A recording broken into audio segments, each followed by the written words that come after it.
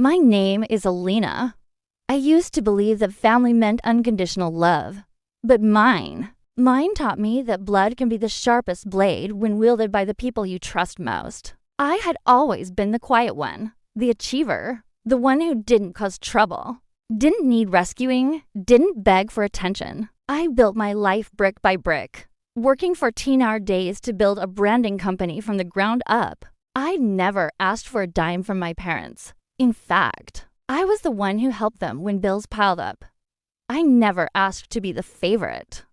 I just wanted to be included. My younger sister, Sophia, was the family jewel. A girl with sparkling eyes, a flawless Instagram feed, and a string of broken engagements she wore like badges of honor. She was dramatic, loud, and messy, but adored. My mother called her a whirlwind of light. My father used to say she's our pride. Me, I was reliable, never glamorous, just necessary. It was a Tuesday night when my world shifted. Sophia had announced yet another engagement, this time to a man named Brandon, a tech influencer who made short videos about crypto. My phone buzzed all day with group chats flooded with pictures of the ring and endless praise. I opened Instagram, scrolled, and saw her post, a glittery photo dump with the caption, "He asked." I said, yes. I looked at it for a moment, sighed, and put my phone down.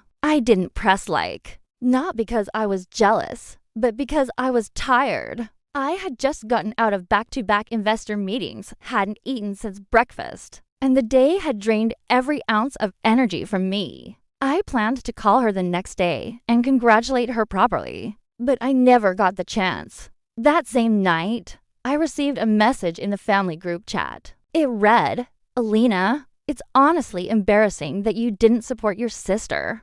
You didn't even like her engagement post. What's wrong with you?" I replied, explaining I had a hectic workday and was planning to call. What I got in return shook me. My mother texted, "You're always too busy for this family. Maybe it's time you just focus on your business and leave the rest of us out of it." Then my father chimed in. "We've talked about this as a family. You're no longer invited to Sophia's engagement party or the wedding. You've made your position clear."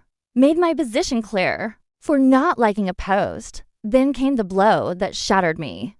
I received an email the next morning from our family business liaison. My parents had pulled my name from the quarterly investment board, cutting me off from decisions in a joint real estate project I had contributed to for years. Projects where my company had handled the marketing, branding, and investor outreach free of charge, all because I didn't double tap a photo. I stared at the screen, not out of rage, but realization. This wasn't about the post. It never was. This was about control, about a family that only valued me for what I could provide and punished me the moment I stopped feeding their ego.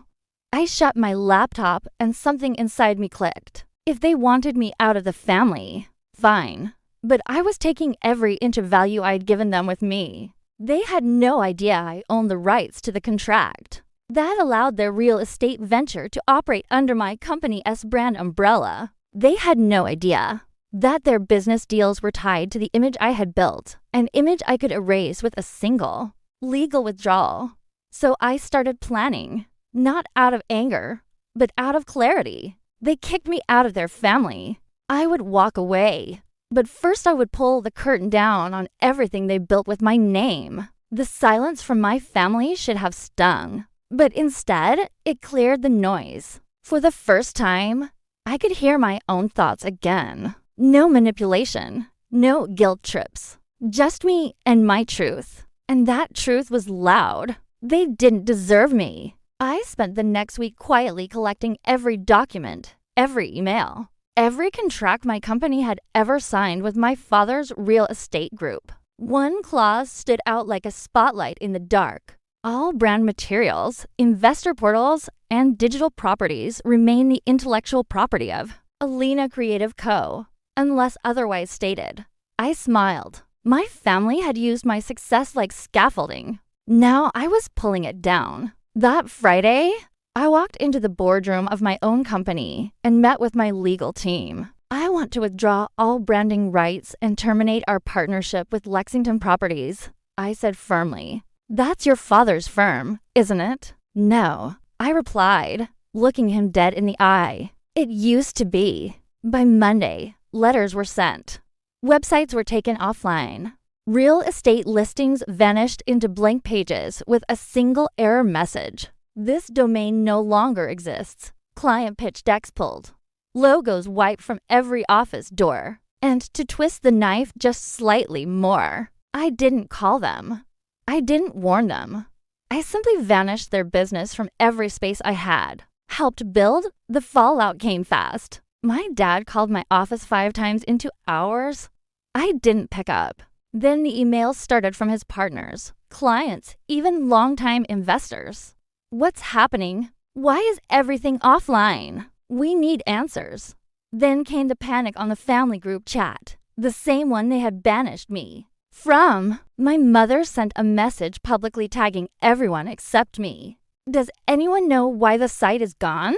Why the branding is removed? We're in chaos here. Sophia replied with a laughing emoji. Maybe karma finally checked in. And that's when I knew she was behind it, too. She always reveled in my exclusion. 2 days later, I received a handwritten letter from my father. He begged, not for forgiveness, but for help.